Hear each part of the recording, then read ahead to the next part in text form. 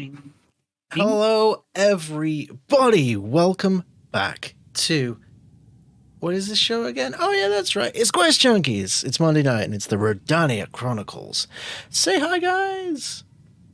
Hi, guys. Hi, guys. It is so good to see you all.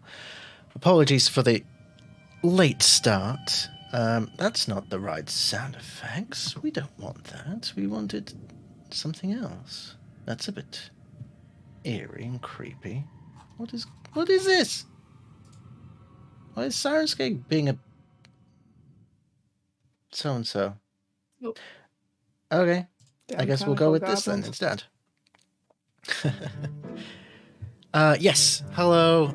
We are back. It is Monday. Apologies for the stream crashing. We still have technical issues. Been having them since November. I've pretty much built a new computer and there's still an issue, so you'll have to forgive me for that. I'll figure it out at some point. But we're here, unfortunately, without our dear Mai, as she's under the weather, so sending all the love to our beloved Myra the Pirate for a speedy recovery. But I am joined by these wonderful faces, my dear friends. Please, introduce yourself and tell us who you will be playing, starting with Grim and Jet. Hi, friends. I'm Chat, literally Grim and Mike. I will be reprising my role as your second favorite small boy, Wes, the alchemist artificer / rogue. It's specifically rogue with a question mark. It's a With a question mark. It's a homebrew class that we've built. The question mark's very integral to it. It's important. Thank you so much. And moving down the overlay, I see people calling out new art on the stat cards. Who did the art? It was our boy Buttons. Why, hello everybody, I'm Patrick, aka Patins. Sometimes I draw art, but on Monday afternoons I play Conor McGinnis, Urchin as a Rune Knight fighter. Yes, you do. Thank you so much. And last but certainly not least, by any measure, Bridget. How's it going, y'all? I'm Bridget. I play Frake, the Way of the Long Death, Pact of the Undying. So much death and undying. I've just realized saying that out loud. Warlock / monk? Is that a monklock? Or warlock? Monklock. Monklock is good. Monklock. Ooh. Monklock, yeah. Monklock. If I do get permission to join Wildmount, I'm bringing the monkey. Oh boy. Not that monkey. The I know monkey. that monkey. Monkey. And I am Pat, your ever humble dungeon master. I play everybody else. With all that being said, let's get into tonight's session. You will periodically see in the chat and maybe sometimes on the screen some little shout outs to some wonderful peeps that help make QJ the QJ place that it is today. People like Sirenscape. We also have things for like our merch store and our Discord if you all want to join. All wonderful things that you should check out when you have the opportunity. But for now, where were we last we left off? Ah, yes. The Wyld Ones entering the final stage of this particular journey towards the citadel of the Morrigan-Earth. After fending off this torrential ice storm, some slither of protection, of divinity in this desolate place, and being reunited with Colin McGinnis, recently returned from the Shadowfell. The Wyld Ones landed the Discourteous Rose and trekked out on foot towards the citadel. And what they found there was indeed a beautiful, desolate, ancient structure, untouched for generations. But that wasn't the most notable thing, as it became very quickly that something was really off about this place. And at first, the group couldn't quite put their finger on it. until they realized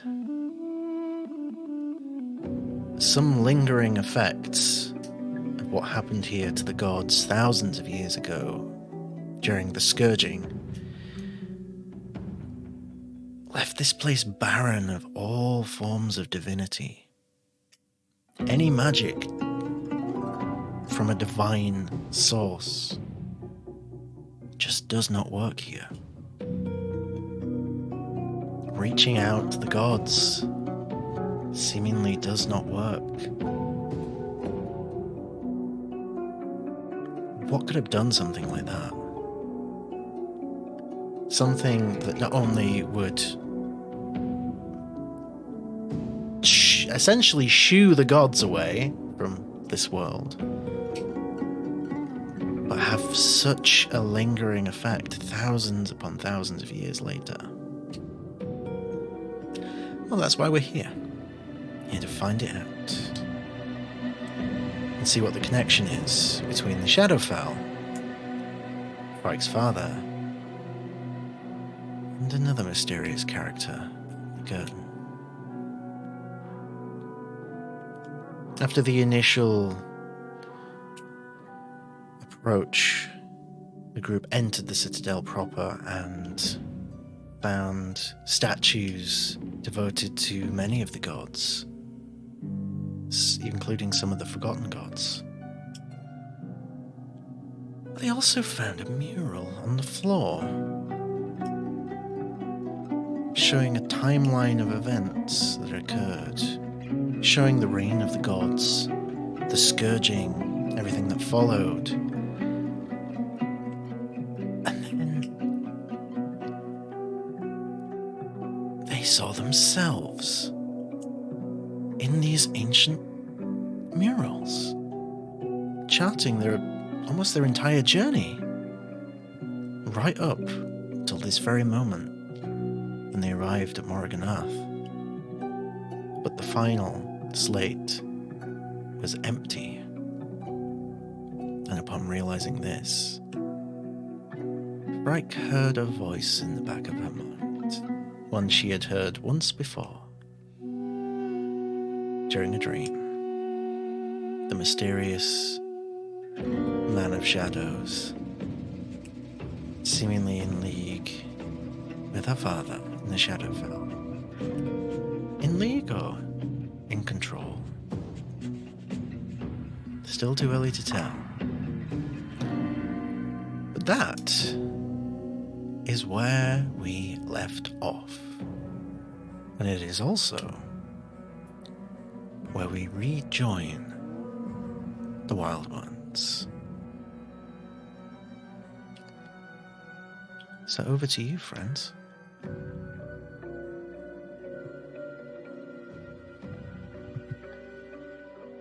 So if I get this right, these tablets are almost telling our story. As though it was preordained.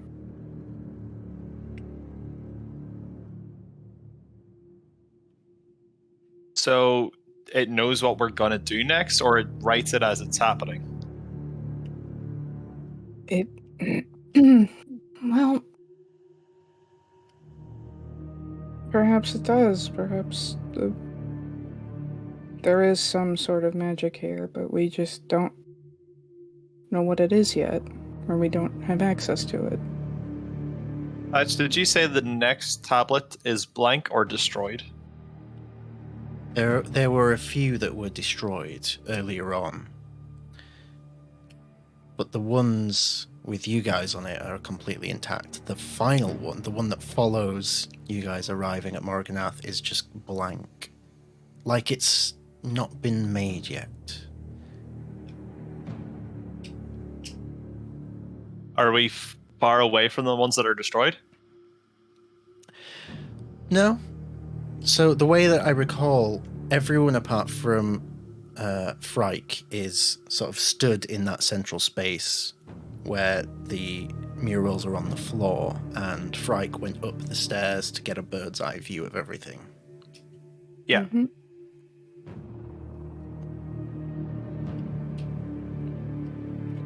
A thought. I could run down there and see if the blank canvas, the tile that has yet to be made, has any sort of potency to it, magic-wise. If we have an opportunity to write the end of our story, or the next chapter of it, I want to make sure that this thing isn't sentient and doing it for us. If it does write us into its narrative, surely we should have some control over it.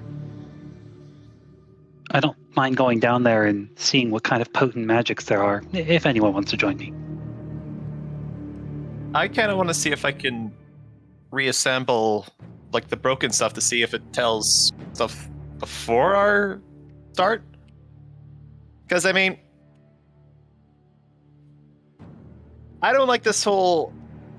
I like the idea of becoming like a rising hero from nowhere. If I'm like this hero of prophecy, that's a little boring in my opinion. I want to earn that shit. I don't want to be predetermined to be it.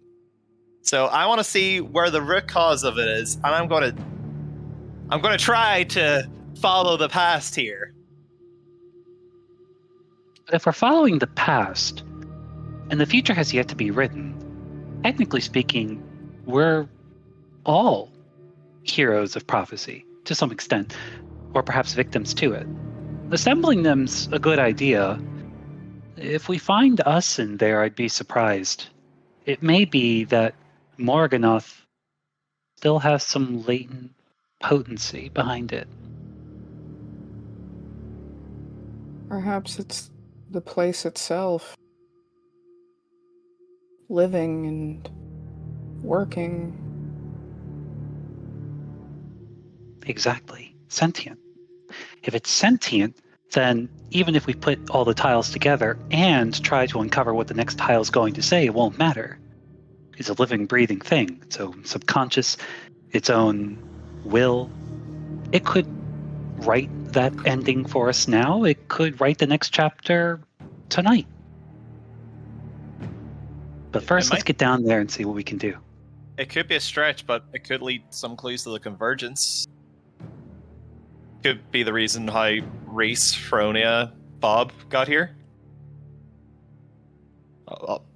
I mean, Frank as well, coming from the Shadowfell. Okay. Do you two want to take a look at assembling the past tiles? And I'll see what we can do about determining if and when the next tile is written? We could. That works. Okay, good.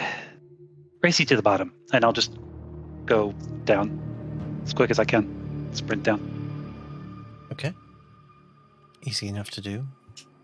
Your footsteps echo for a long time in this large empty space. Marble walls and floors. And you reach the bottom with no issue.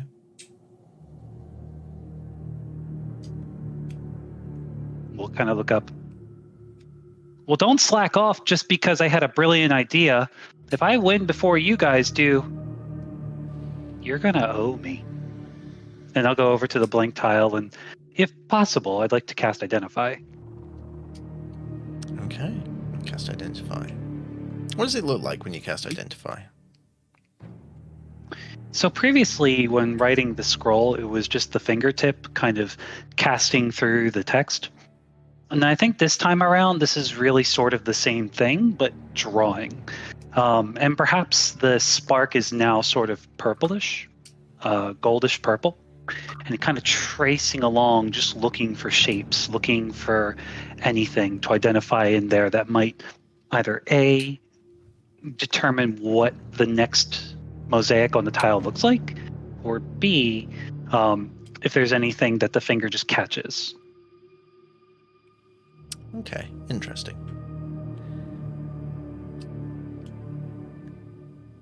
Make me a fate roll. This is a very high DC. DC is 85. This is your dice on the line, Pat. No, 22.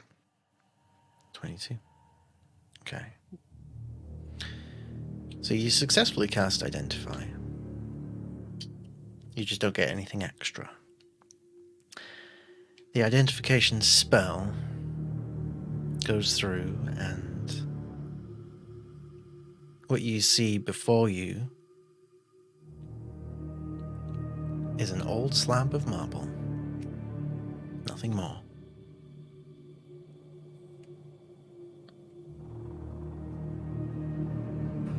We'll look back up. So it has a will of its own. I just wonder if it'll allow us to put all the other pieces back together.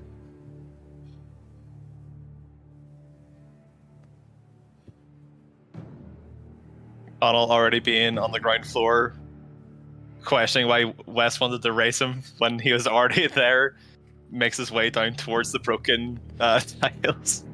Mm-hmm. And in my mind, I'm imagining the game from in Banjo-Kazooie where you get like the puzzle pieces and you have to put them in the location to activate the world from opening. Okay. So this thing is smashed quite a lot. There are lots of tiny pieces. This is doable. It may take some time. So I suppose my question to you is, how much time and effort are you putting into this? Are you trying to get this perfect, or are you just trying to do enough of it to try and see something, or...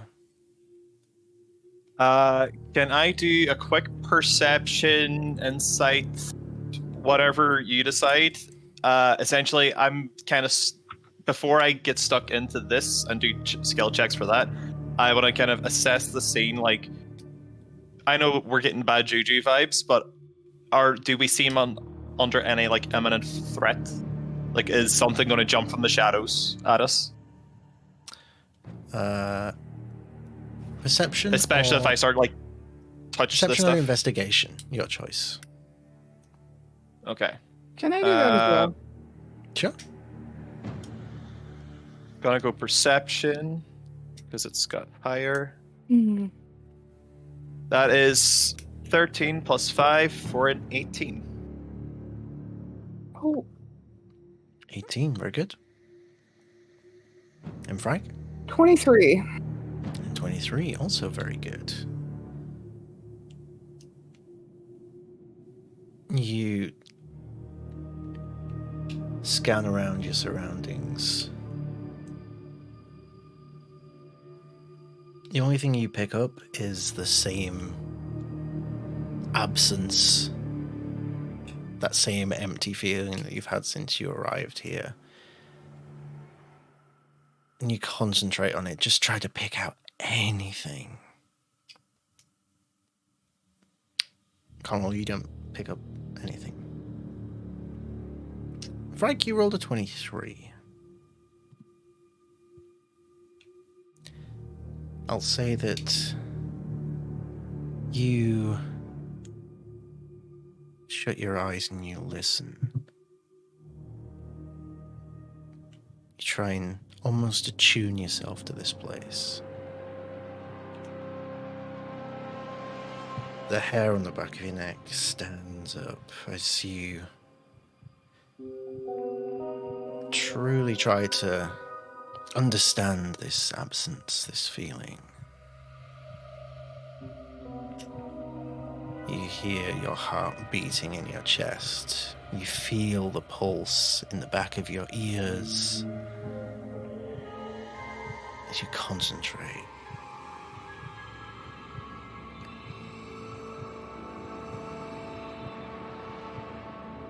You do this for a minute or two.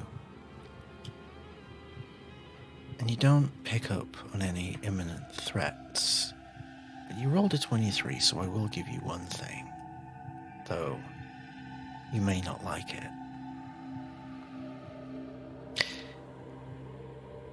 Out of everyone in the group, you are the only person here that feels a different side to this absence. And it's kind of nice. can't put your finger on it, but I'd say it feels like home, but home is not home to you. But there's a conflict within you, because you know whatever this is not good. But it's cozy. It's warm, you actually feel it a little easier to breathe for a moment or two. And then you breathe out and you open your eyes again. And it's gone. Just a passing, fleeting moment. No imminent threats in the immediate vicinity around either of you.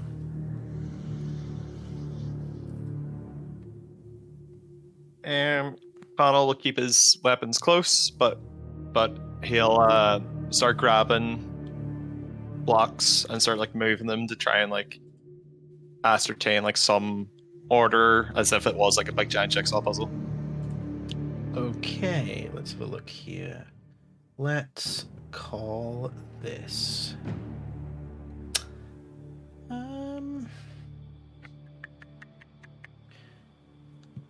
Tell you what, just roll me d20 and add your dexterity modifier and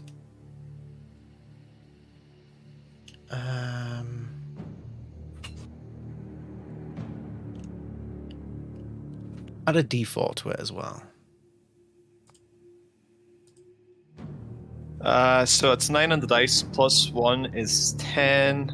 With the d4, I get 12. 12, okay. It's not bad. It'll take you maybe a good 30 minutes, 3/4 of an hour to start assembling at least like the center portion of this particular broken slab.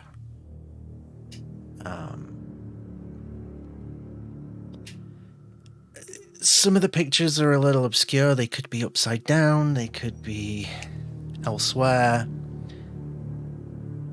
With a 12, I'll say that you recognize some similar figures represented in some of the earlier murals. One's depicting the gods, and that's about it with the 12.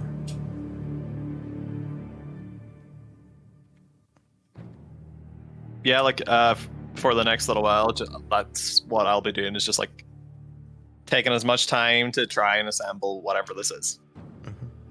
I think Reese and Rhódania will have picked up some more torches and used Rhódania's purple flame, produced flame, to just sort of place around like the edge of this circular room, just to try and lighten everything up so that everyone's got a bit of better visibility. Other than that, they're just keeping quiet and just observing. They both look quite tense. If I find a tile that has like Reese's head, but like Frike's body, I'll be like, "Ooh, mix smash, ooh." I mean, So lifelike. you guys don't appear on the tiles until after the broken ones. But good shout. Okay. Connell, but a cat. Woo. What's Frank up to?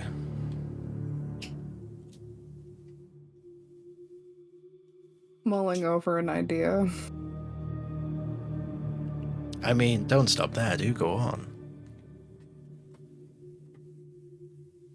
Given the tenor of their last few interactions, I think she'll approach Wes with this idea first.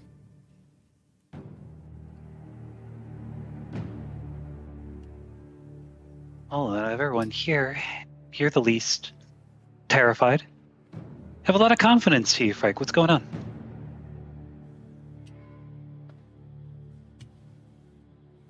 she's going to explain a little bit.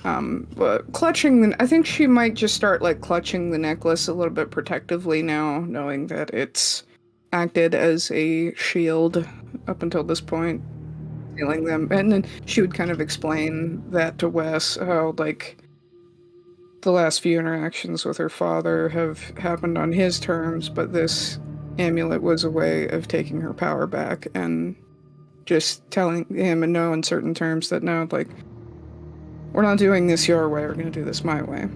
And all this to say, leading up to an explanation that he has an idea of how to force his hand.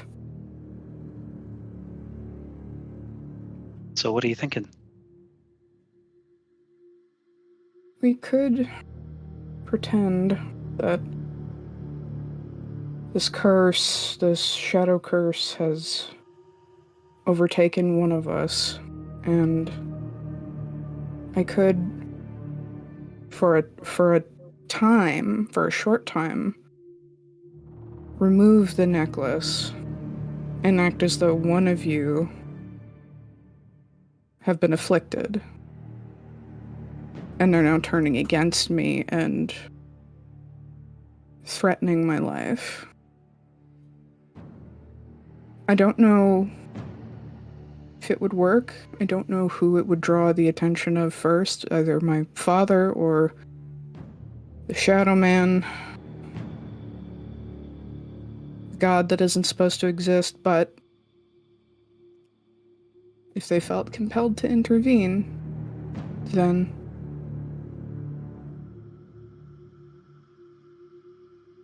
perhaps we can have our say in what goes in that last panel, that empty one.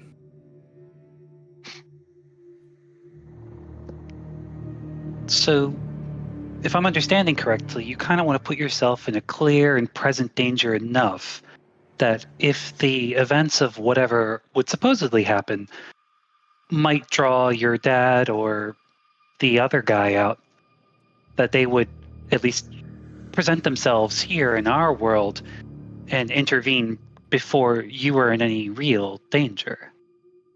Yes. Okay.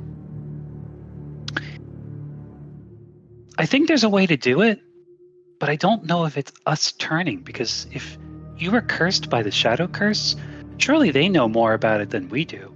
I don't know how much you know about the shadow curse, but if you know for certain that the shadow curse would make others turn against them, we would need a good actor. But if not, and we're just taking a wild guess, Morganoth is already dangerous enough. There must be something in here where we can test that fate of yours. A major drop, a spike in the floor, some trap that has yet to be set off. I know it's a long shot, but for reasons that have not become clear, even after all this time, I am integral to this, whether it's his plan or the other guy's plan. I don't wish this to be my lot in life, but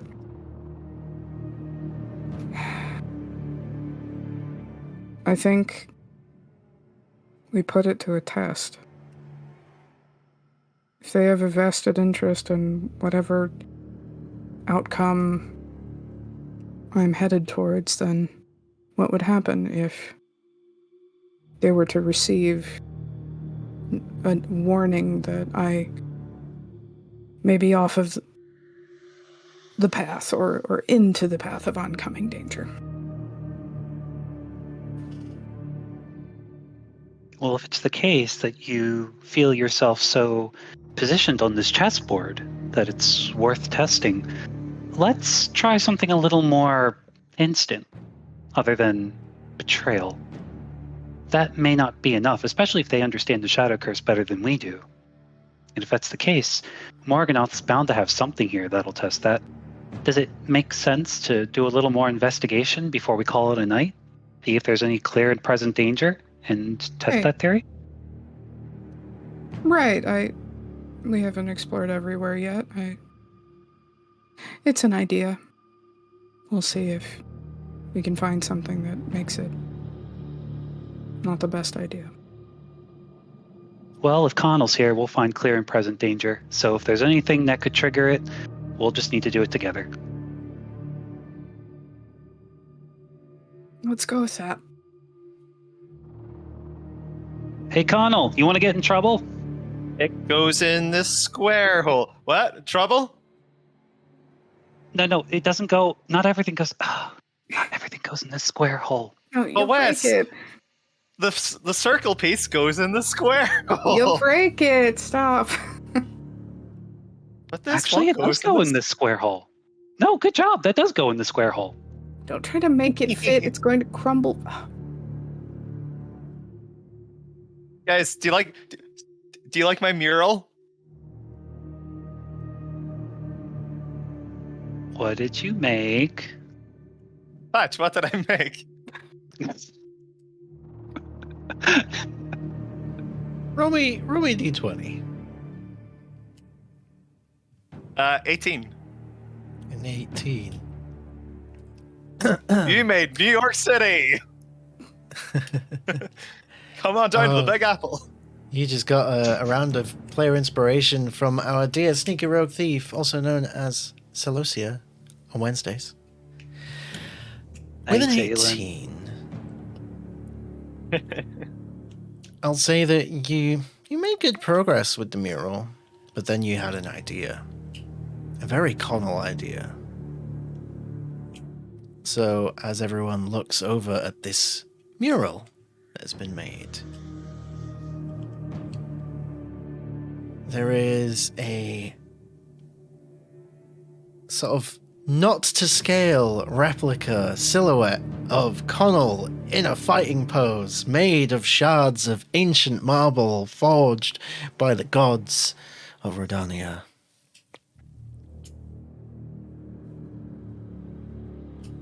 He's a little more jacked in the mural, but you know, it's artistic license. It wouldn't be me if I didn't take artistic liberties. Talk about prophetic. You lost a lot of weight. Is that a mullet? Listen, the Shadowfell was a weird time. You could have kept the mullet. I know, but like for some reason I thought they were going out of style, and here they are. They're making a comeback. Keep the mullet next time. And put on some more weight. Around about this time, Feronia and Reese will walk over, and Feronia's like sort of rubbing her little paws to keep them warm in this cold place. Well, I don't know if, I don't know what the plan is, but... God, my Feronia voice is terrible. I think... if things are alright here, we should probably, like... prepare and rest and get ready, because... I don't fucking know what's going to be up there. Like... I only went a wee bit up them stairs, and I fucking hate this place. And Reese pitches in like, yeah, this place fucking sucks. I can't do shit. I need to figure out what I can do. I'm doing my best. Screw you guys. This place fucking sucks. Like a fake fucking Beavis and Butthead.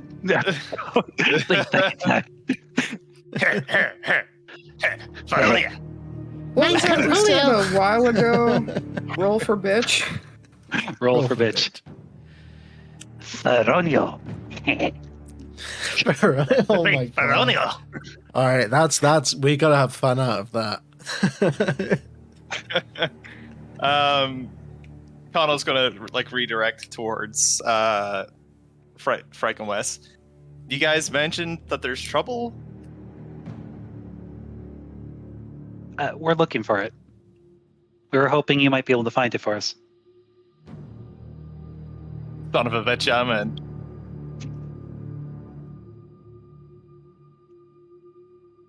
Wait, We can get the trouble Chaos what? Kitties to set up camp. Take a quick look. Wait, so you're oh wait, oh you're splitting a group in the Deathly God place, deliberately looking for trouble. Okay. Oh, all right. Grace, for the past month of my life, that has been the synopsis of my story, so this is just an extra page in it. And all the credit to you for it. It is not my next page. I'm going to make camp. I need a catnip. And I don't drink, but the non-alcoholic version of drink. Mild brew. I never thought I'd ask for it, but Rhódania. She just starts chuckling. I've been waiting for this fucking day.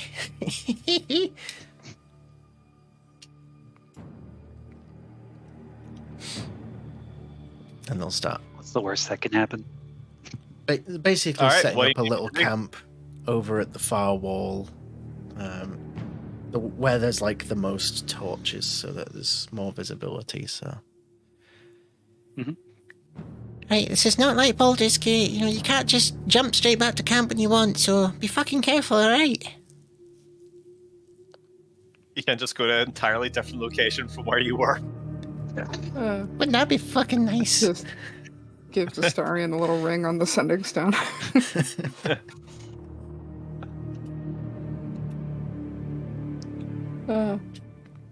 So, what's the trouble I have to cause? It would affect me. Essentially, if this has all been part of Destiny's grand design or whatever, then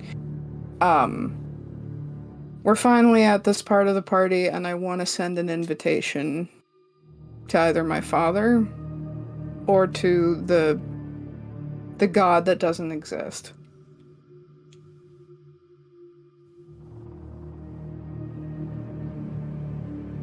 Because if either one of them are that interested in what happens to me, then we're not going to wait for whatever they have cooking for us. I think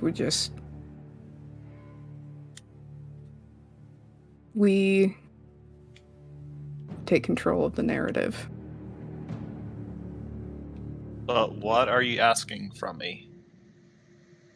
So it's more of an all of us question.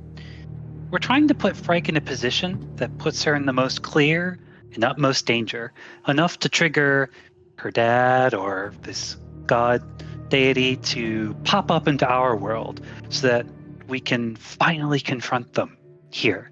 So we need to find something that would put Frike in clear and present danger. That's a trap, a big gap or gorge, anything that could potentially kill any one of us. We kind of just throw Frike into it. So we need your help to kind of track one of those things down.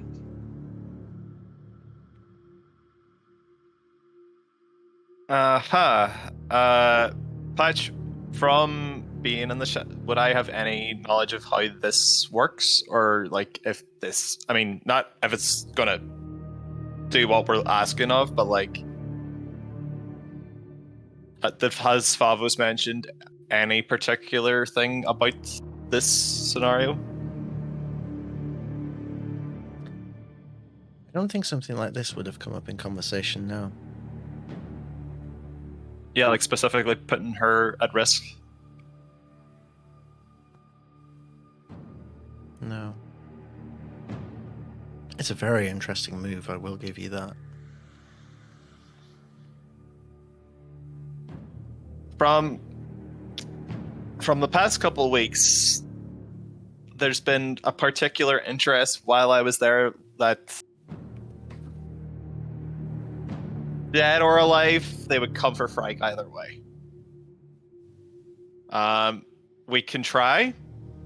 I'm not a huge fan of potentially putting one of my friends in danger. That's my whole purpose, to keep them out of danger. But, you know, it will be...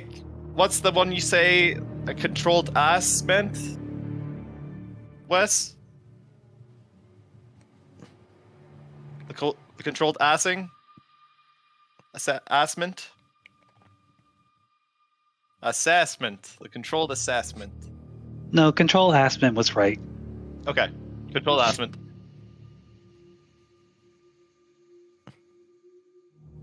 Frike, let's control your Aspen. From over in the over the side where the camp is being set up, Connell, you hear Reese go, "Hey, spikes." Yes? Question mark. Don't die. And he throws you the shield. Make a dexterity check to see if you can catch it. That is 11. 11. Oh, sure. You catch it. You fumble it a little bit, like Yeah, you would go to grab it and it bounces off your hand, but you catch it on the second attempt.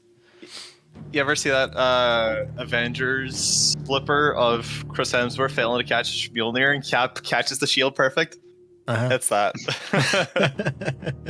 Ching, ching, ching.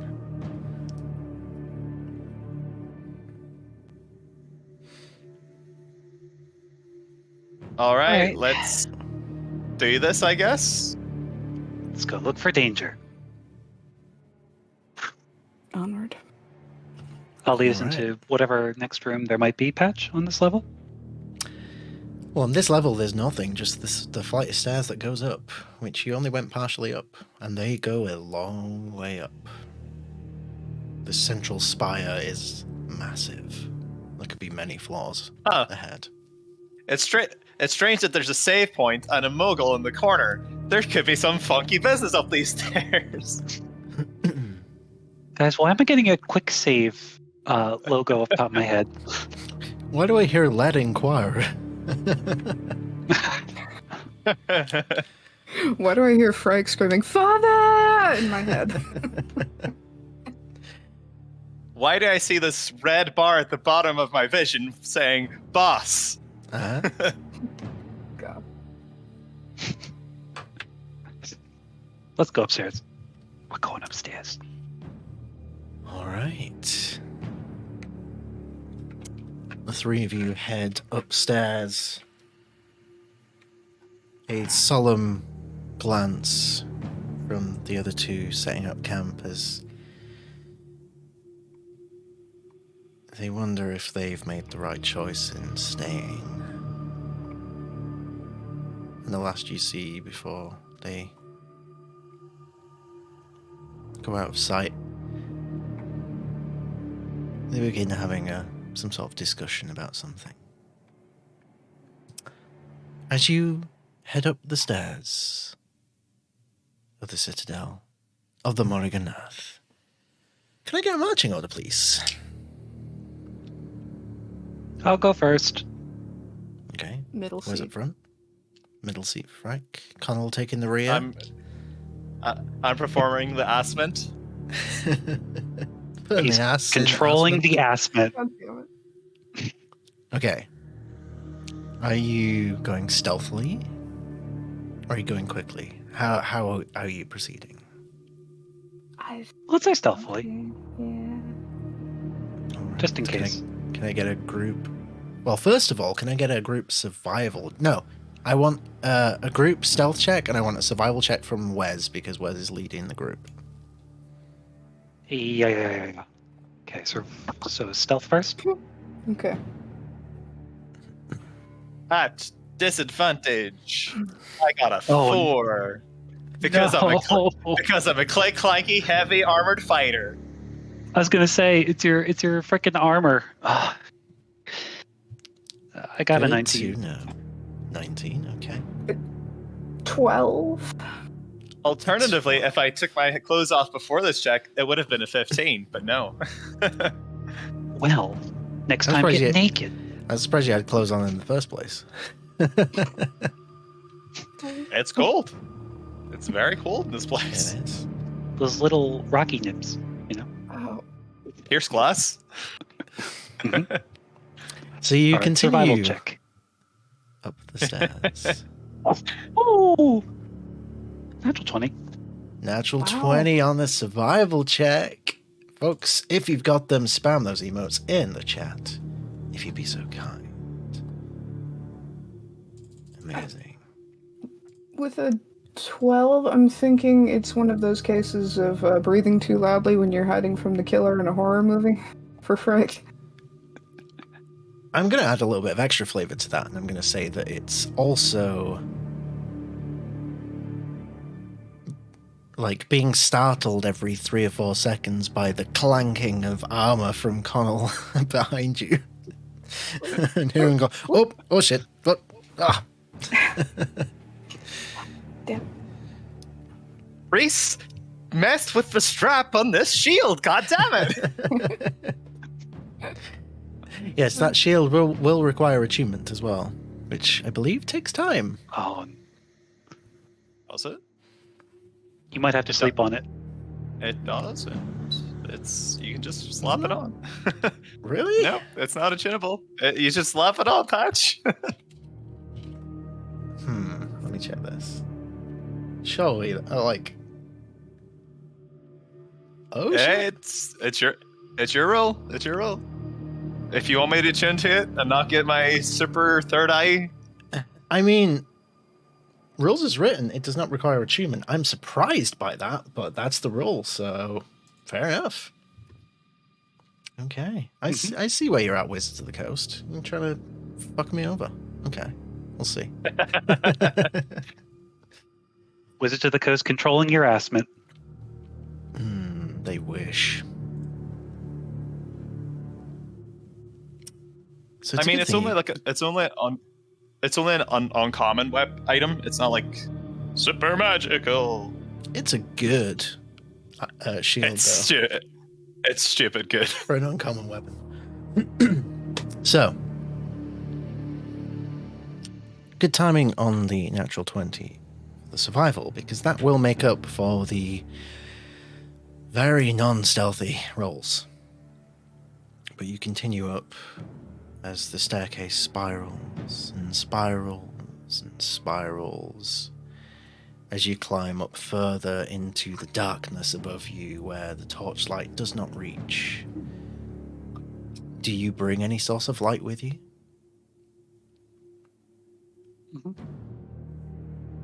Okay. I'll have a torch. Take one from the camp since the Chaos Caddies are setting them up. So the light is much dimmer in this place, and it doesn't even go very far the higher up you go. It's like it's being almost choked by the darkness around you. The first 10, 15 minutes of slowly climbing up these stairs goes by without issue. The next 10, 15 minutes again goes by without issue. These stairs go a long way. To the point where it's nearly an hour before the stairs begin to level out. And as you approach this leveling out, you see like a small balcony. And as you shine the torch forward, you see that the stairs do continue on the other side upward. But to your left-hand side, hugging the wall, there is a doorway. Not quite as grand as the main doorway to the citadel, but maybe about 10 feet tall. Made of the same marble, no doors in the frame. Just darkness through.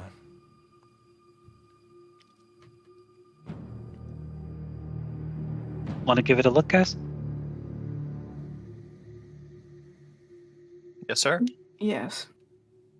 Okay. Let's find some clear and present danger. We'll say, Patch, maybe we do this quietly. Kind of just, maybe not stealth, but like maybe tiptoe our way in. We'll say you take your time. You don't Yeah. rush in. Okay.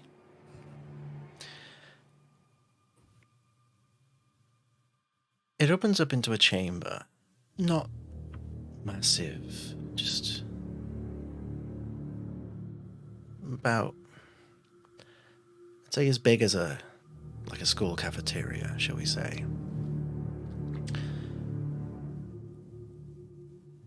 The walls remain as with the rest of the citadel, marble adorned with statues, ancient, untouched.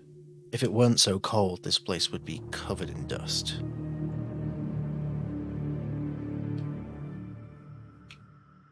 And you see sofas, chairs, small, almost like coffee tables.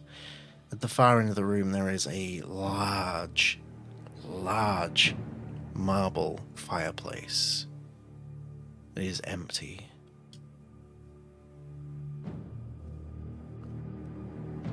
There are papers, manuscripts scattered across some of the tables. There's a few wooden chairs that have been turned over, a couple with broken legs. It's kind of like a study, almost, but a large study. Study for a lot of people, almost like a small library to some extent.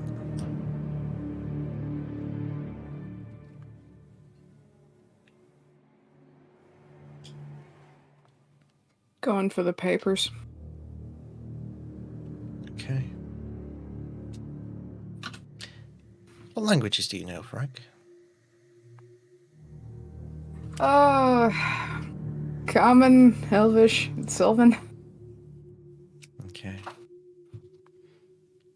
There is faded script on these pages, though it is not a script they are able to read.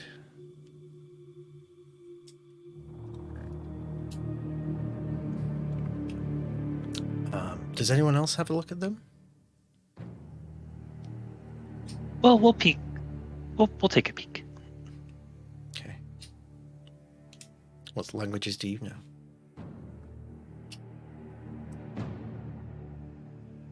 Well, Common, Dwarvish, Gnomish, and Thieves' Cant. Okay. And I assume Connell is the master of language. Oh yeah, he's a linguist. The polyglot. Mhm. A cunning linguist. Yep.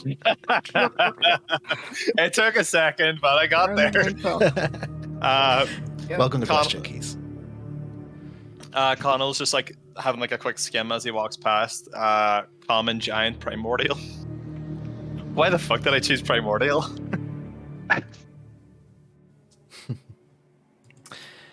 Whereas It's elemental, my dear Watson. you take a look at the script, and you do not recognize the writing. You recognize the structure. Though you cannot ascertain what this says, it's structured like formulas. Scientific formulas. Though you can't understand what this is, what it says, your best guess is someone was studying something, trying to work something out.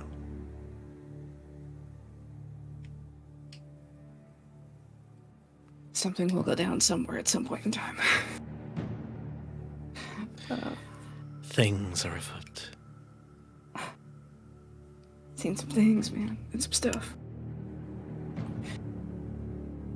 And Connell, when you I'm look not at it, able to. Ooh, when sorry. you look at it, Continue. you see a lot of fancy shapes, a lot of really cool scripts. It's like a really nice font. In the square hole. One thing catches your eye, though.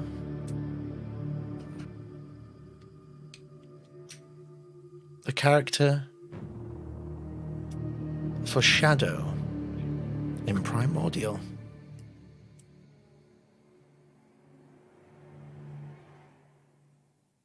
The word shadow and primordial?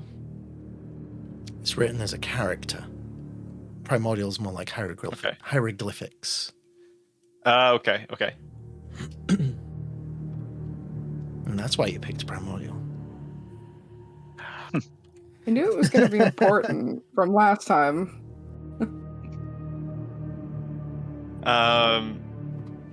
Yeah, Connell's just gonna kind of like gesture to like the ones, like that one symbol.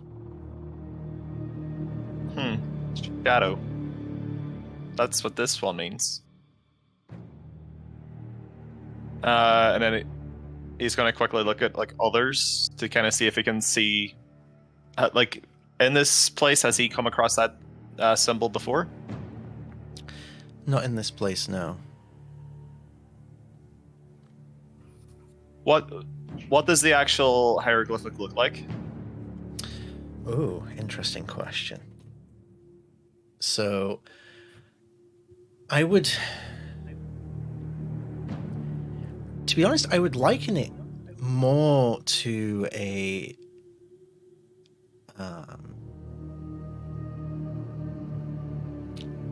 katakana character in its styling. It's more sort of Eastern influenced, like, you know, if we're trying to liken it to things that we recognize in the real world. So less hieroglyphic and more like, yeah, hieroglyphic was kanji. probably not the best word I could have used, but yeah. Okay. Yeah, Connell just kind of like traces it with his finger to kind of like, as it's like the only symbol he's recognizing.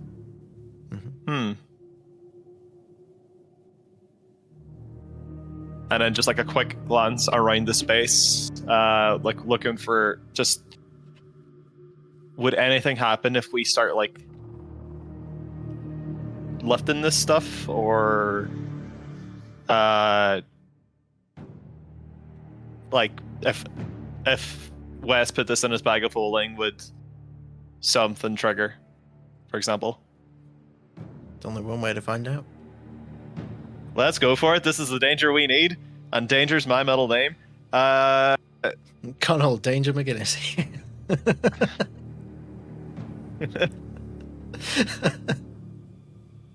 Okay, as I attempt to take this, I'm like, give it to Wes, does anything happen? No. As he's handing it to Wes, he kind of like rolls it up tight.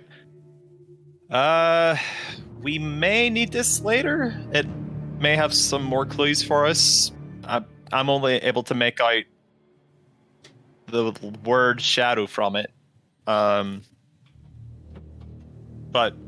and like speaking this out loud so Fry can hear as well. But emphasis on shadow. It's a bit of a stretch to assume everything's relating back to the Shadowfell, but it's maybe. You mentioned the Shadow Queen earlier. How does that work? The Raven Queen? What, it was Shadow Queen? What the fuck? Yeah, Raven Queen. Jesus, what did I say? Well, she usurped the old god of death. That's who my father is connected to. And I think usurped is the right word, because we tried looking for the name of this creature and it couldn't be found. It was like he'd been erased from existence, except he spoke in my head a little while ago. And she would recount what was said, which I have written down here. Pro And so the DM tip heroes for arrive at anyone their- at home. Get yourself a lawkeeper. It's very useful. And so the heroes arrive at their fated destination. You did well to hide from our sight with your pretty little necklace, but there is no divinity here in Morganoth. I saw to that. By all means, dig a little deeper. There's so much to see here.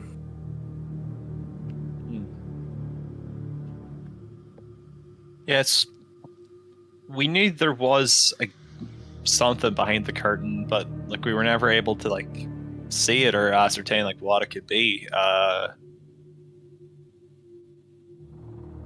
So I have to think then that he operates the same way that my father does, in that you won't find him unless he wants you to find him. But that's not... I refuse to accept that, which is why I had this idea. Well, based off of what you heard from them, it sounds like it's inevitable that they already know that you're here and that you might be searching. Not with this. So, Holds up the amulet. but you heard it though, and it did say, by all means, look around. So I wonder. How I heard it, but I did. So it apparently can see through the amulet. Unless this amulet has divine origin. Right. It is an amulet. Does it? But you It is an amulet used to repel divination. Mm-hmm. But that gets me curious. If it was possible that it was able to pierce through the veil and somehow speak to you, even with that protection, then, and especially with the words that it said, it already knows that we're here. It already knows that we would be exploring. I wonder if it has anything to do with the next tile. So they could already know what I might be planning.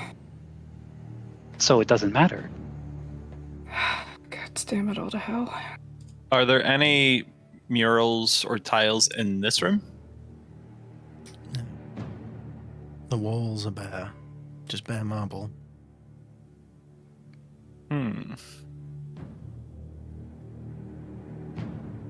I think testing a theory, while the two of them can still see her, she's going to hold the amulet very carefully in a way that she could put it back on if she needed to, but she's going to take the amulet off and hold it in her hands Okay. and wait.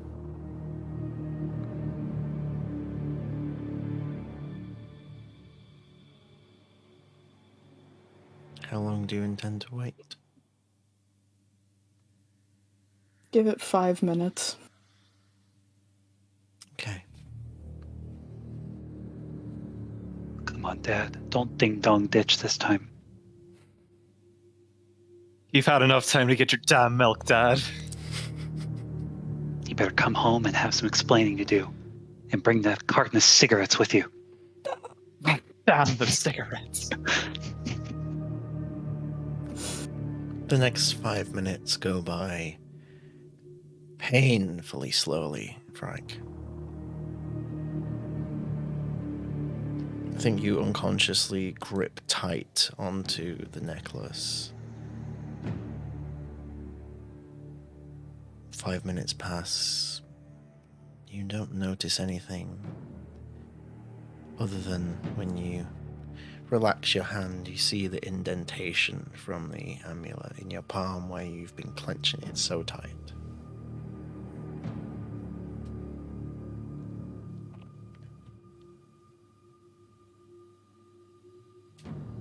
Anything?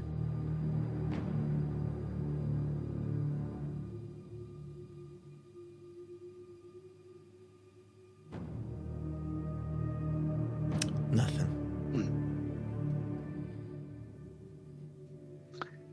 I mean, you're still holding it, so it's still on your part. What if you like toss it up in there, caught it? because for that brief window, like, it's not on your person. Okay, put it on Connell.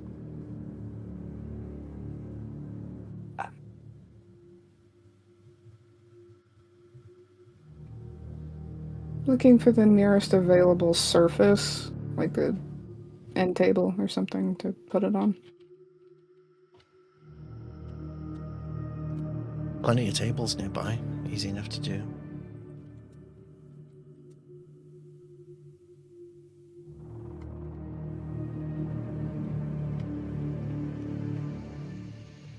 You set it down on a table?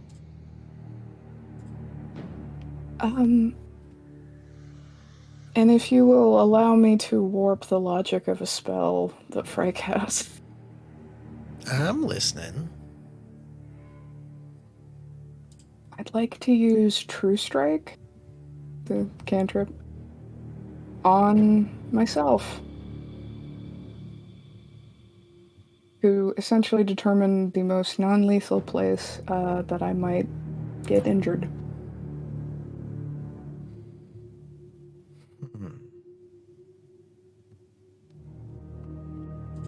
I'll allow it. Go ahead and make an attack roll against yourself. You can elect to fail as well.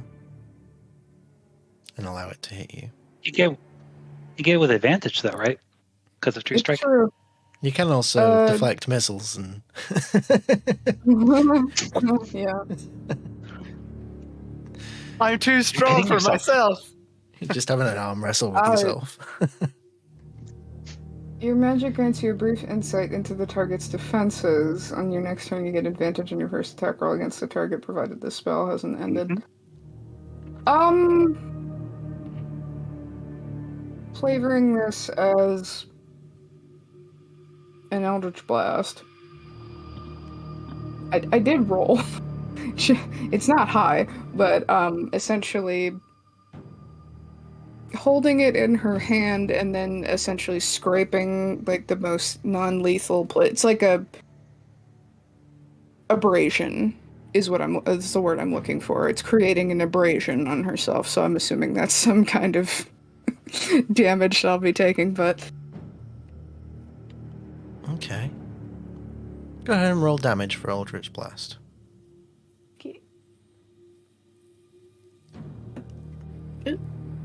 This definitely surprises Wes, because I think this is the first time your magic works in Morganov.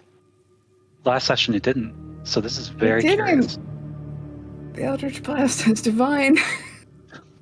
Not divine. Pact. Yeah, I got a 3. 3 points of damage. Mm-hmm. Wait, As you concentrate on this spell, and the energy fizzles in your hand. But in the heat of the moment, you dig your claws into the side of your hip and just rake them up. And that's 3 points of slashing damage.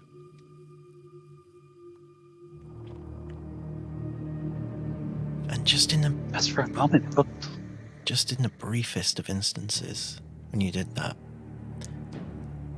that feeling came back, that comfort.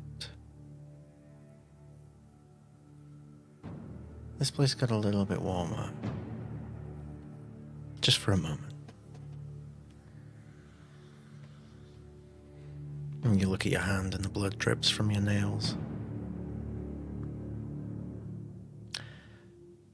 And we're going to go ahead and take our bio break at this point.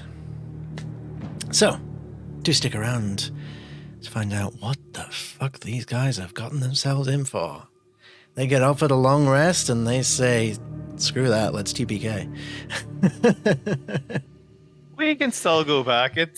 We haven't seen the save point. We haven't seen the item boxes and the stuff that like create like the cover. We're fine. There's nothing to happen here. You're fine. You skipped no the tutorial. QTEs it's yet. fine. We're good.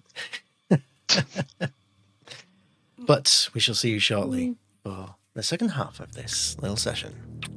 See you in a few.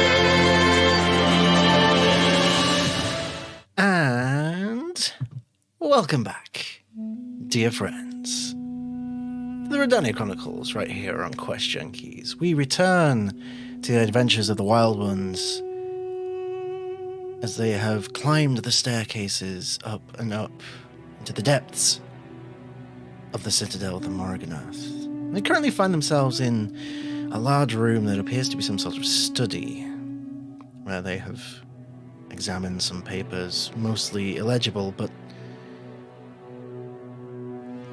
Connell managed to pick out a primordial character translated as Shadow on one parchment, which definitely piqued some interest. So they have taken that, and we rejoin them immediately afterwards.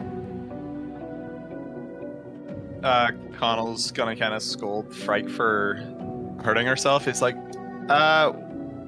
what's... I know we said we're gonna put you in danger, but what the fuck was that?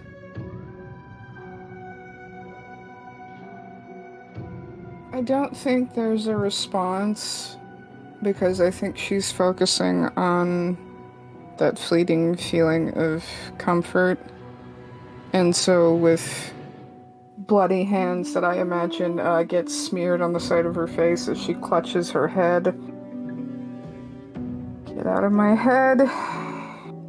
Get out of my head. Is it speaking to you again? It's this feeling. Like it's familiar. Did you get this feeling when the entity spoke to you? It was after. When I tried to understand what was happening here, when I closed my eyes and I thought and I listened and it felt like it felt familiar. Don't know what it means. I'm sick of being a pawn in their games. Just starts pressing into her forehead, I'm sick of it. There's a hand on your thigh for just a moment. The thing about pawns is when they reach the other side of the board, they're knighted. And it makes them much more powerful when they come out on the other side. If everything here has already been predestined, it's time for you to advance to the other side of the board and take your crown. Don't you think? Maybe you can't stop the voices now as a pawn, but as a knight, perhaps you can. There's probably still blood on her face as she reaches for the end table where the amulet's at. And she puts it back on. I don't think she has normal blood either. It was, I think I described it as a really, really deep purple, almost ichor-like substance.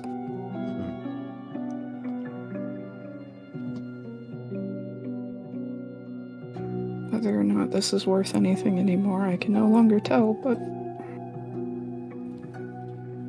just hastily wipes the blood from her hands. I guess there's... Connell like kind of just like raises her chin with his hand, and he's just all of this blood that stays inside. I don't want to see any more of it come out on my watch. All right.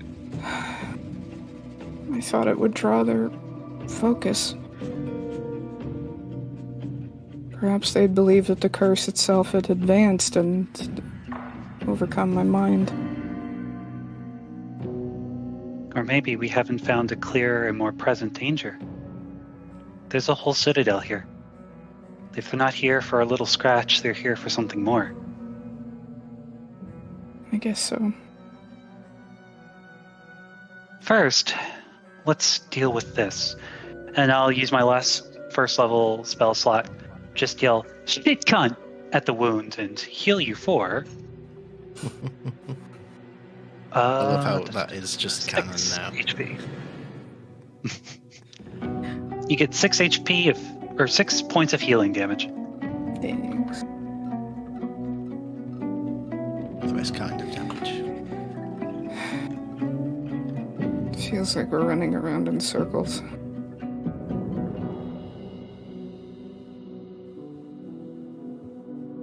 But I guess we there's haven't no seen use the- dwelling on that now. It's only a circle because we haven't seen the other parts of the shape. We need to find the other angles. Come on. There's another set of stairs, right? Yeah, Making like sure the necklace is in place. It's definitely in place. yeah, like we've only seen like a handful of rooms in this huge ass citadel. Like, there's bound to be something else. You're right. Another library, more papers. Maybe we can give you a paper cut next time. That'll draw them out. Arnold shudders at the idea of a paper cut.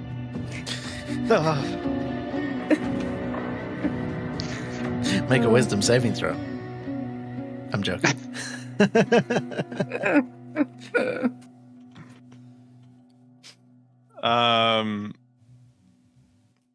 Just for the record, I gave Wes the scroll that had the shadow glyph on it, Uh-huh.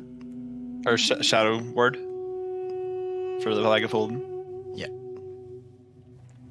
So, remind me, why are you giving me this? It could come in handy later.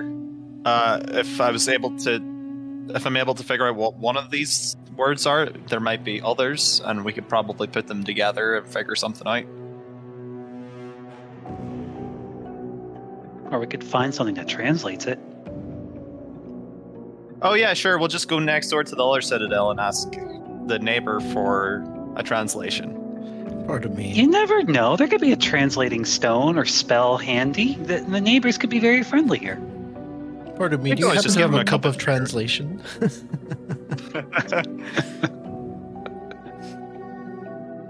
A stone. She's gonna take out the sending stone. Okay. I think... Just counting how many words this is.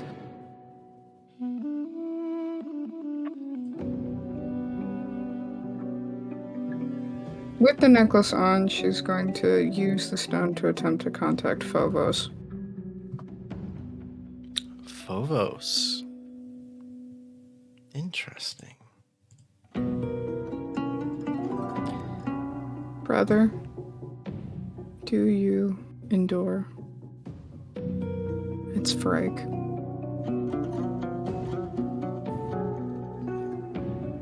Roll me a D100.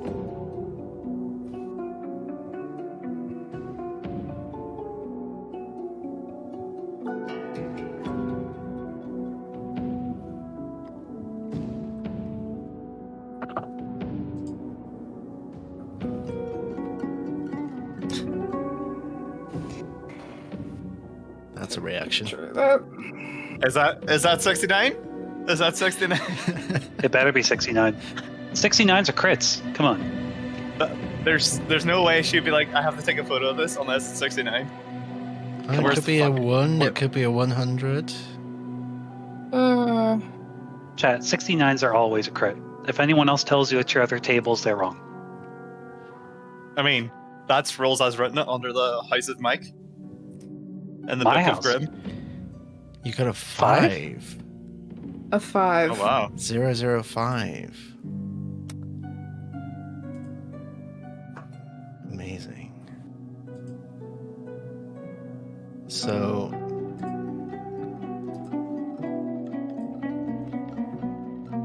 you wait for a response to this message. And you feel the spell reaching out into the ether. An attempt to latch on to the target, Phobos, your brother. It just loses its grasp.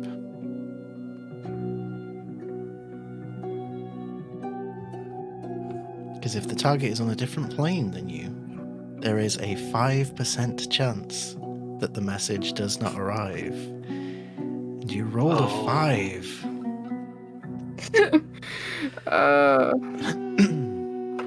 It's funny because it's sad.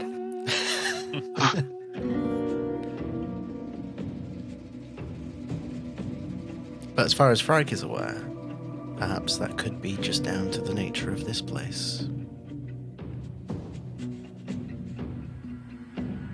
Grip the stone a little tighter. And then put it away. Worth a shot. You might have a better shot if we know how to at least understand these magics.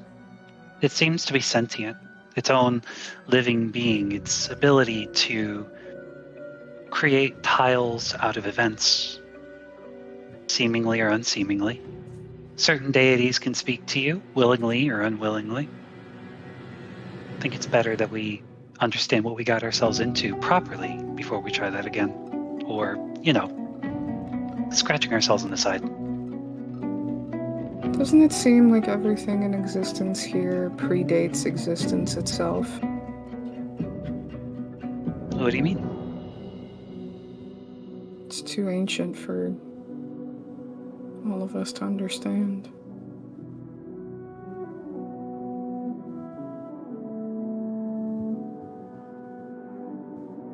Nothing ancient is ever a mystery forever.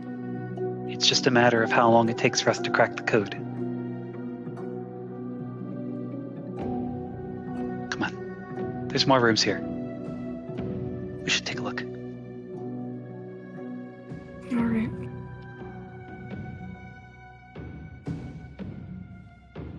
Okay. So are you exploring this room any further, or are you continuing up the stairs? Continuing. Up and over. Okay. Same method as before? Stealthily, where's up front? Mm-hmm. Okay, Let same us rolls see. as last time. Group stealth checks, survival check from Wes. That's good. That's bad. 25 on the stealth, 11 on the survival. Okay. Natural 1 on the die plus 6. Ugh. Okay.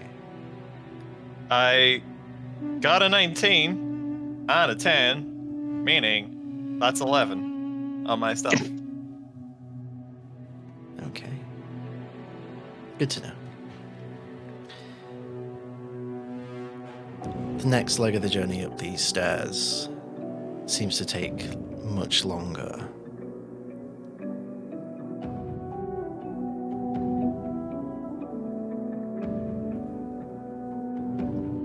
You continue up for,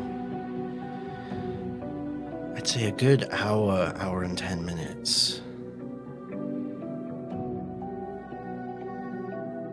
Until eventually you come up to another leveled out area, another balcony that looks further down, but with a bridge going across the space, with a door on either side. A door on the side that you're on, and a door across the bridge. These doorways actually do have doors in them. Basic wooden doors. They don't look particularly out of the ordinary. But in a way they do in this grand place filled with marble and exultantness. And plain wooden doors.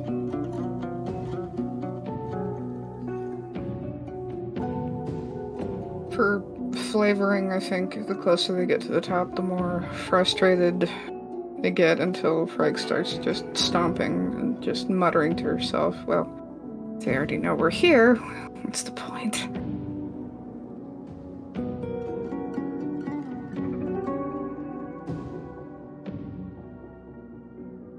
Are we able to peer over the edge of the bridge, or like before we actually step out on it, like to see like what's below? Sure. You see darkness in the space from below where you've climbed up from. The torchlight only carries so far. No glimmer from, or haze from, like, where the cats are? They are too far down at this point. You've been climbing for a long time. This is kind of like the second hour.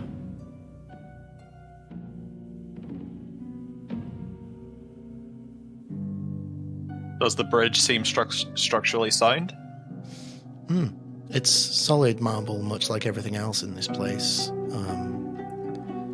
Quite possibly the most sound-structured bridge you've ever seen. It's pristine. It's a good bridge. Hell yeah. Can you give us the history of this bridge? Maybe like the intricacies of the archway? You know, I just really want a detail on this bridge. Who crafted the bridge? You don't know. I think this is designed by I don't know, Wes. Famous designer, I don't know. Brilliant. Love the Who'da thought? architecture. Who'da thunk?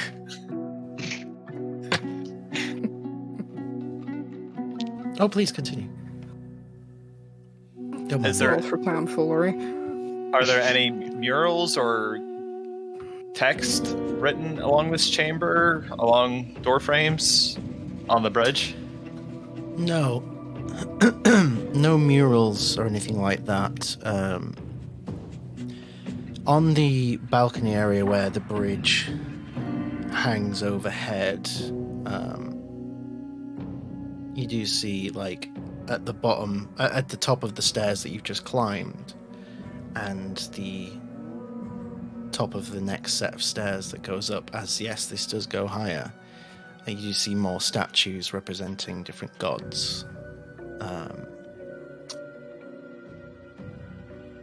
Make me a religion check if you want to see if you recognize them.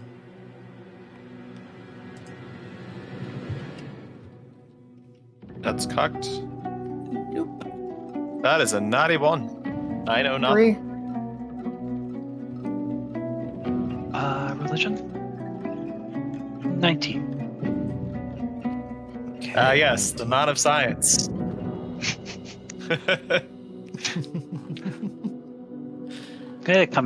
Coming to deity moment. Divine intervention. I believe. It was my controlled assessment. It had to happen eventually. Okay, just 1 second while I load up the Pantheon document that I have.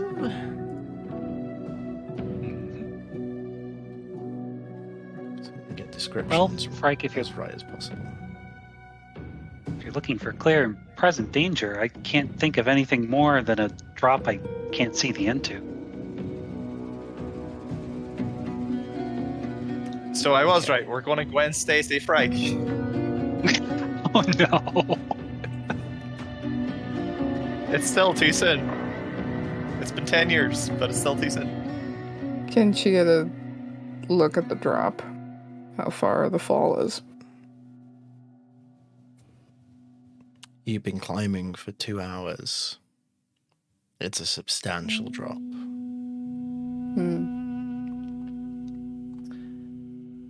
Now, in regards to the statues, one of them none of you recognize. It's like a hooded figure with a large beard, 2 sets of arms, one to the chest like that, and another set up, sort of like this.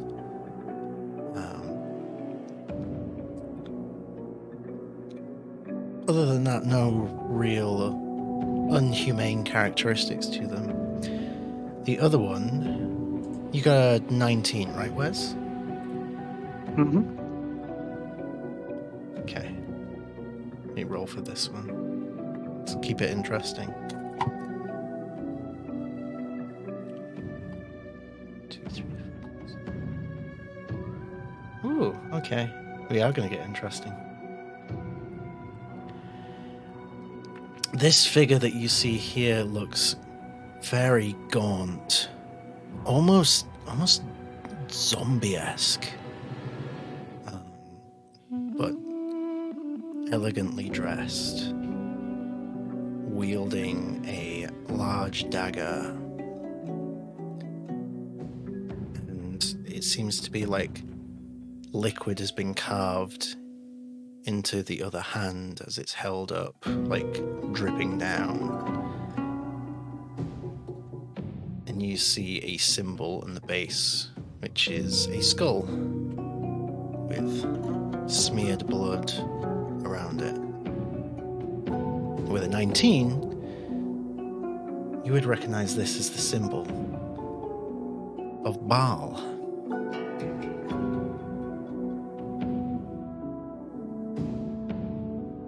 And you know that's not a very nice god.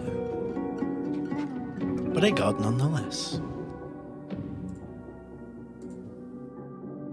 Of all the people to ascend to, you are not who I thought we'd meet today.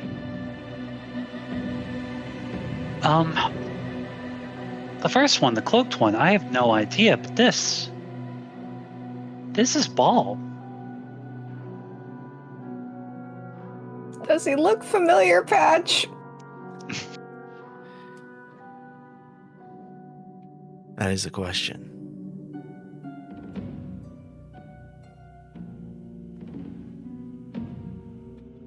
No.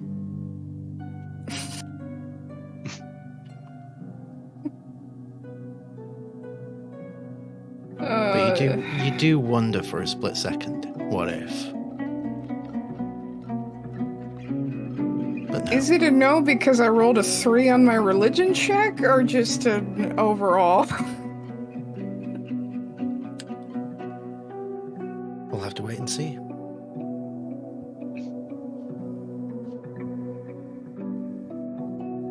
Okay.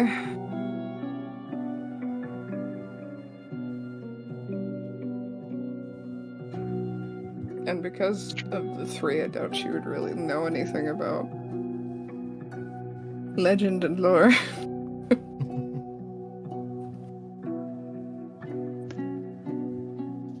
Huh. You guys can't make this out, right? Baal's like one of the bad gods. Like, we're talking like bloody sacrifices, bad gods.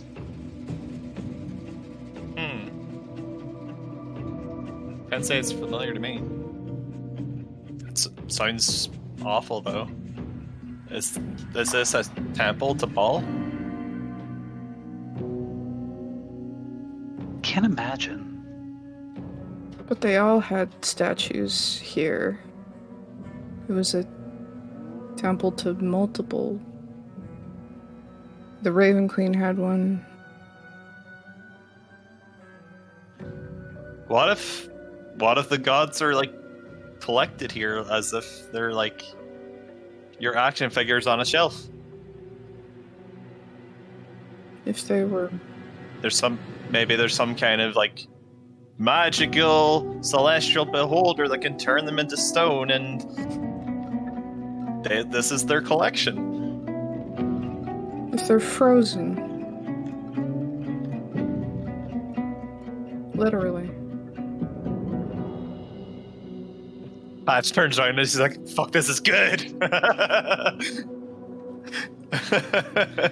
It's good. I'm not saying it's accurate, but it's good.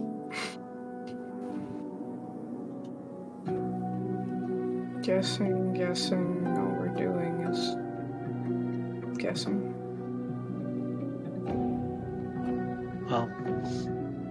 Well, if we're gonna... Oh, go ahead.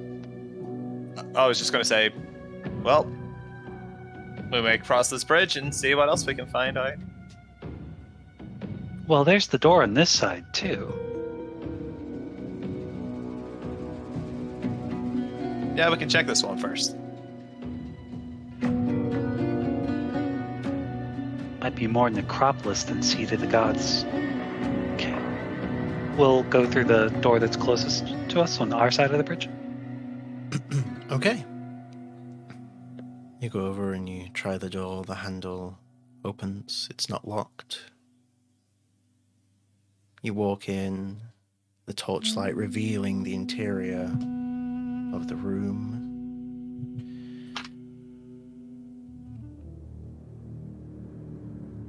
It's a bare, empty room. Marble continues, yes, but it is plain. No decorative embellishments. An absence of the grandeur that perpetrates the rest of this citadel. The only thing of note in this room is a small pedestal, which looks like it used to hold something. You can take a closer look if you wish. Please. Okay. Roll me an investigation check.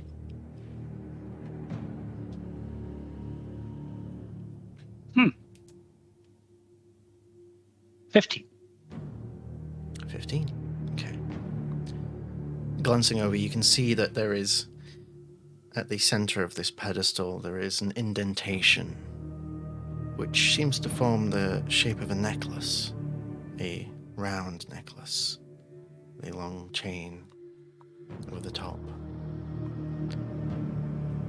With little indentations around the perimeter. I could see Bridget freaking the fuck out.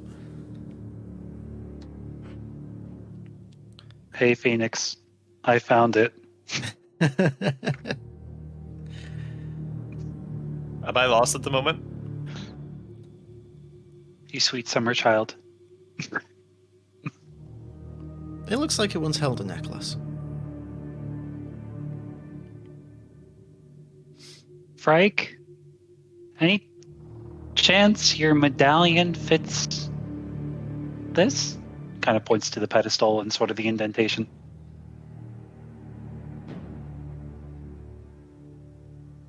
What does it look like?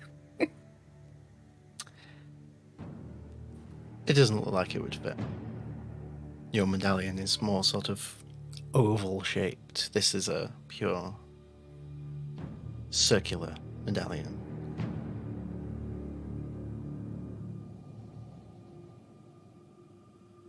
You look like you're about to ask me a question. Because I don't think we've ever seen it in this game. So I don't think I can ask a question.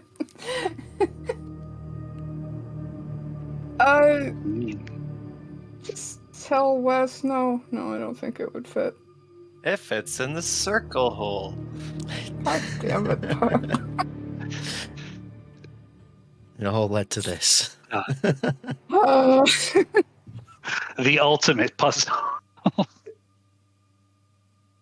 Did Aelin just give us a hint in the chat? Pat, out of character, we know exactly what this is. Yeah, In character. we do. Yeah, I'm- in character. I mean, I'm reflecting my character in and out of, so yeah, I'm clueless.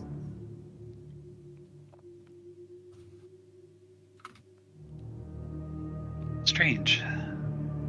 So there's been some kind of... It doesn't look like just a seat of the gods. It looks like this place really felt like a home. A study, a lockbox full of jewelry. The question is, how potent was all this stuff? If all the magics of the divine seem to have left this place, what could be so powerful as to have its own room on a pedestal?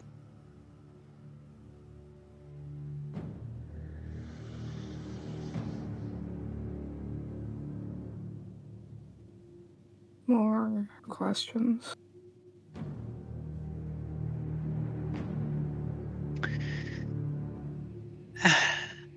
Maybe we ought to call it for now.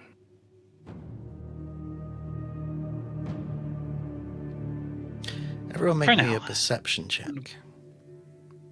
Everybody? Mm-hmm.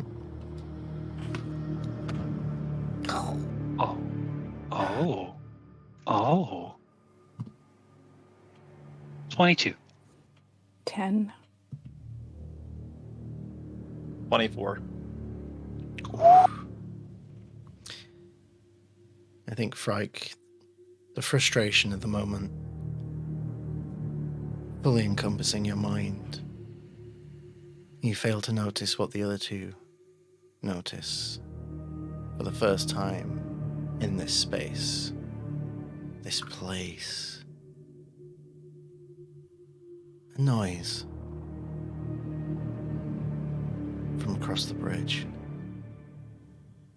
not made by any of you. Donald immediately unsheathes his sword and like points it in the direction where he hears the noise. The pistol comes out, goes the same way. It sounded metallic.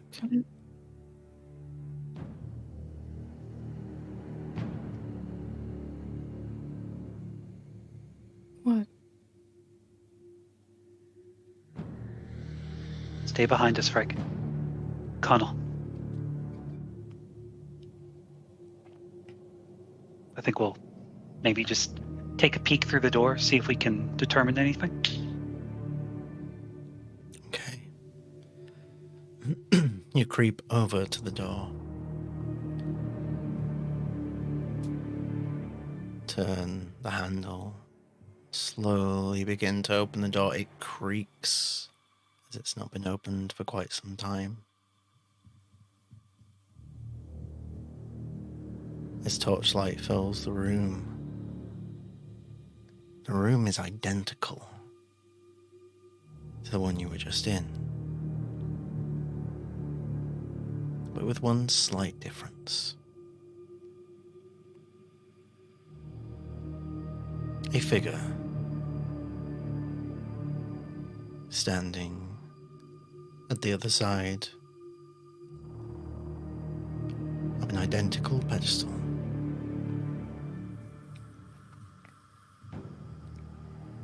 With the medallion in their hand. A hooded cowl shielding their face. They say nothing. They just stand there.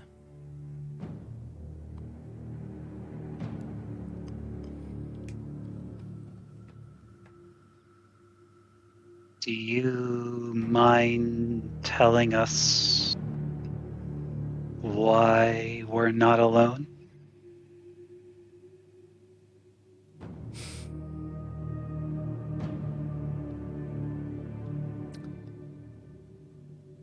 A hand Hey.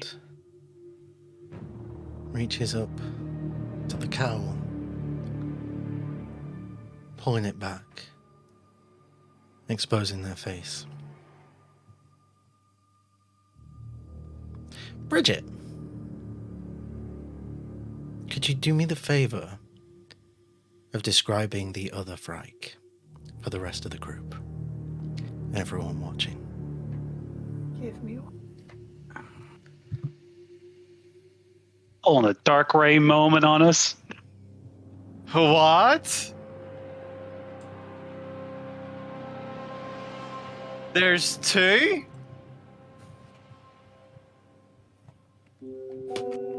This is getting out of hand. Now there are two of them. Her sclera aren't purple, they're black. Her eyes are two voids. The ink from the wound on the center of the chest, it doesn't just emanate from the center, it travels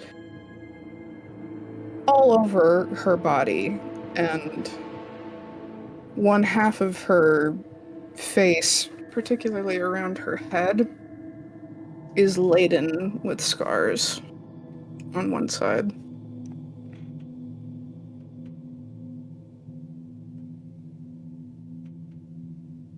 And I think if Fright gets in close behind Connell, then when she sees what it is, they both turn their heads at the same time, mimicking each other.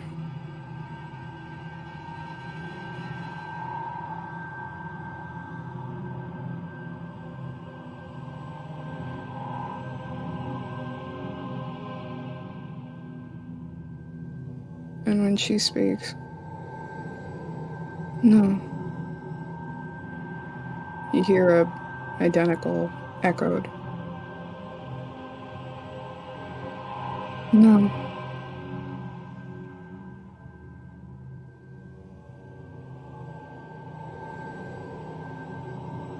Donald chafes his sword again.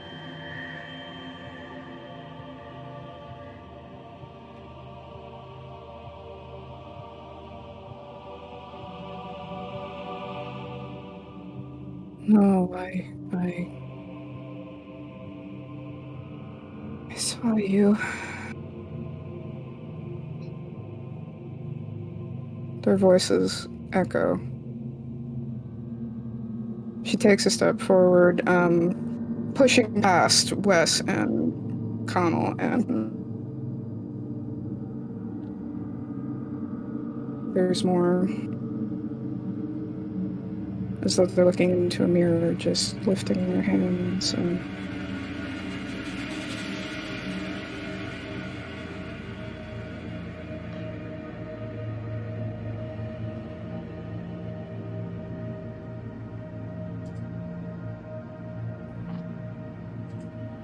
no.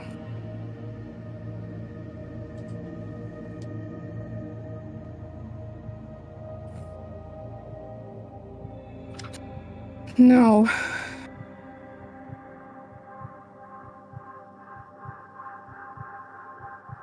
I think it devolves from here into,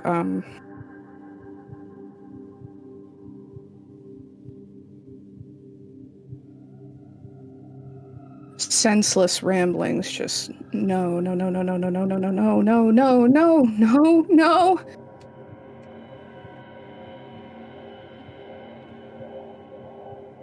And it's like her double is mimicking her every step of the way, knowing how much it unnerves her. Which she does. Until she can't hold it in anymore and she just starts laughing.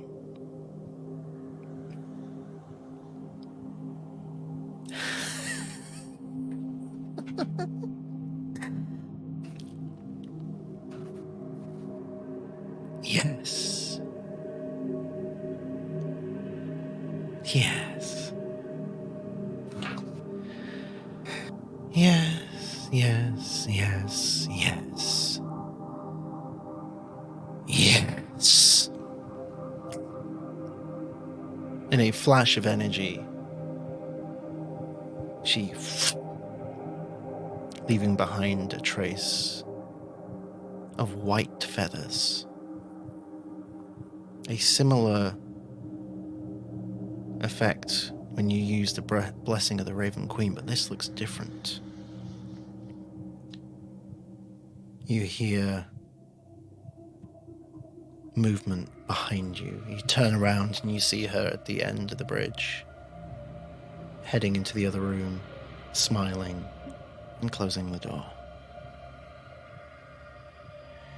Bolting after her. However long it takes to get there, she's gone. I mean, with your speed and dashing, you can get there in no time at all. What are the other two of you doing? Frike, chasing after. Yeah, chasing after. Okay. And as Frike barges through the door, almost taking the door off its hinge, she stands there with two medallions, identical. Oh, yes.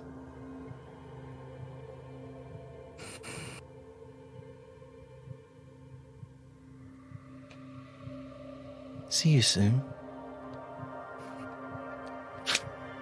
She's gone.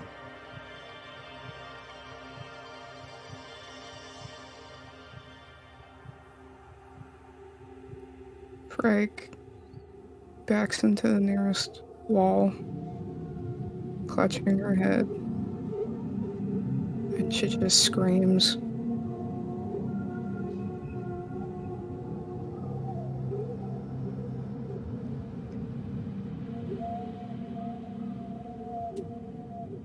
long,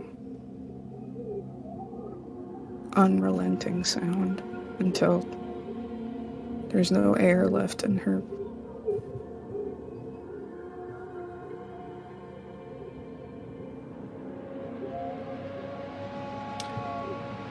Now View pulls away from this scene, high up the citadel of the Morganath. So we bring tonight's session to a close.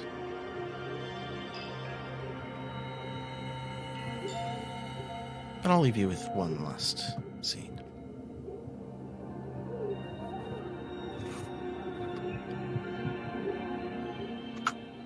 Overview pulls away from Morganath entirely, stretching across the continent, past the Mithril Mountains, far to the west. We find ourselves in Itheriont, the capital city. Pulling into the royal palace, place where one of those necklaces was being kept to be studied, to be figured out by the brightest minds of Itheriont. A View pulls in on guards rushing into the room where it was being contained.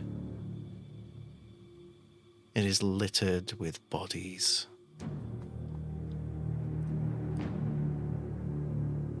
Cards.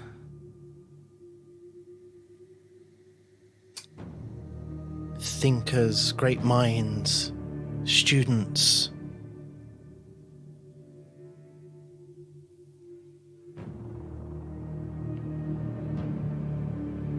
And the very first NPC I ever made for this world. As Lord Kaitis Nemarian, the High King of all Rhódania, lays slain at the foot of a pedestal where a necklace once stood. And the last thing we see upon his bloody chest is a white feather.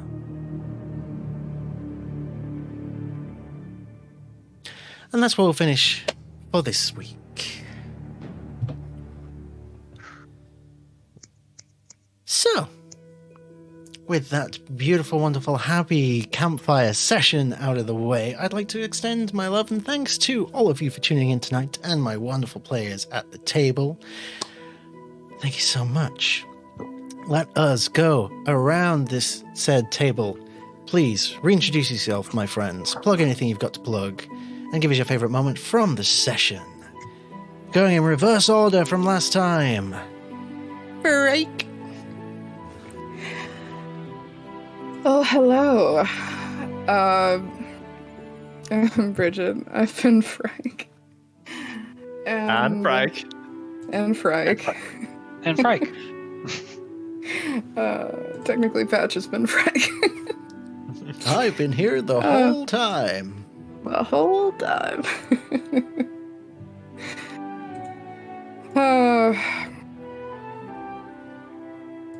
Favorite moment? The threads of destiny being woven together, stitch by stitch. When I'm not here Mondays and Fridays, you can find me over on QuestJunkiesUK every other Friday for Can of Keep Mysteries. And when I'm not on stream, I'm behind the scenes recapping fanfic and lore keeping. All that good stuff. All right. Thank you so much. I assume as the resident lawkeeper, you have been well fed tonight. Yep. Yep. Thank you so much. Moving along, we have Carl McGinnisey or Connell Danger McGinnisy, as we made canon earlier. Hello, everybody. I am Patrick, aka Padtoons. Sometimes I draw art, but Monday afternoons I play Conor McGinnisy, Earth Genasi, Rune Knight Fighter. To plug myself, I've been streaming. I haven't streamed today, but I'll probably stream Thursday. I like the Monday-Thursday combo, but depending on my work schedule, it could change. As you guys seen at the beginning of the session, in the stat cards for the characters, I've done some updated art. I've got Wes to do and Reese, and then I'll be moving on to the Wyld Mounters and potentially the Stratters as well. My favorite part of the session is probably a given when Connell was trying to solve a mystery or rewrite history, when he was putting every single piece of the puzzle into the square hole, and it's peak moments. This is why we play D&D, guys. Thank you so much. And moving up the overlay, last but certainly not least by any measure, Westerly. Friends, hi. Thank you so much for joining us tonight. I am Grim, literally Mike in chat. Thank you again. You know where to find me if you can't find me here. We'll be finishing our Out of the Abyss campaign very soon. I think this is the last month. That's where you'll find me, on Phoenix, for the time being. Favorite moment? I think it's cool. Really cool to know that I'm basically in a sentient castle, potentially. But in all seriousness, it's nice to see all the areas explored and the interactions that characters have to these mysteries, and really just getting to flesh out and explore every character's response. I think when places are considered, sentient, they have a personality, it offers a lot of unique interactions with different characters. And we got to see that today, traveling our 2-hour tour up the stairs. Indeed, quite a trek. It's like anyone that's played Final Fantasy VII, where you have the option to go up the Shimra building through the elevator or climb like 70 flights of stairs. And it makes you climb 70 flights of stairs if you do choose to do that. And it takes a while. So I'm grateful that you picked the stairs. Thank you so much. Of course, not with us tonight, but with us in spirit was the fabulous Rhódania, aka Myrit the Pirate. Please go and give Myrit some love. She is amazing and a little bit under the weather, so needs all the love and cuddles in the world. As for me, I have been Patch, your ever humble Dungeon Master. I played everybody else, most notably towards the end there, the other Frike? Which, fun fact, like, credit where credit is due, not an invention of mine. Like, I'll give you credit, that's all Bridget, baby.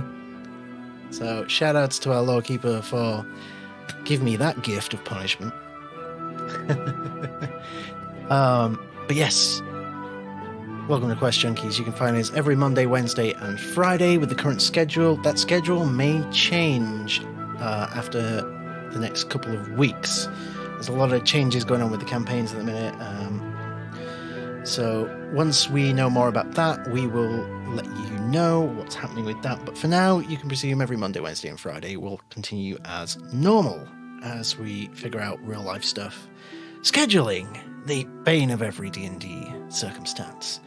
You can also find me every other Friday over on the aforementioned Phoenix channel, playing in Descendants Tyranny as the sassy yet classy Order of Scribes Kalistar Wizard Cleric, Callan Grove. And what else is there?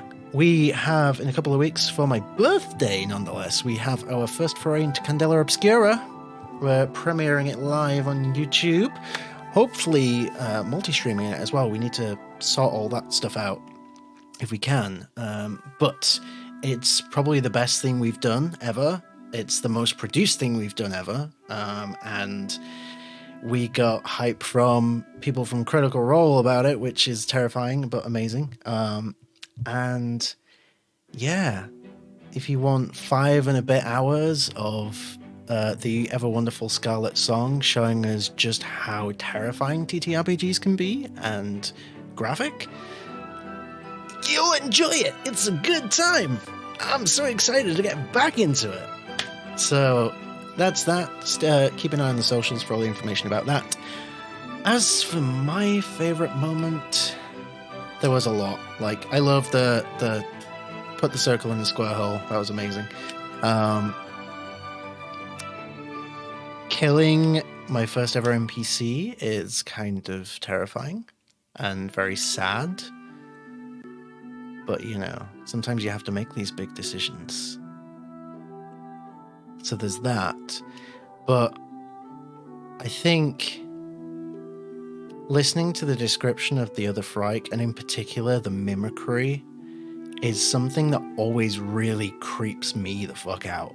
So I'm really glad you threw that in there, because I wasn't expecting that. I'm like, oh, I love that. I love that so much. I'm going to abuse the shit out of that. So thank you for that wonderful gift. And that's that. So with all that, we're going to love you and leave you, and we are going to go a raiding. We'll go see what Josephine's up to. So, I'd love to you at home. We will next see you on Wednesday for the Wildman Chronicles. Until then, is it Monday yet? Good night, guys. Nighty night. Bye.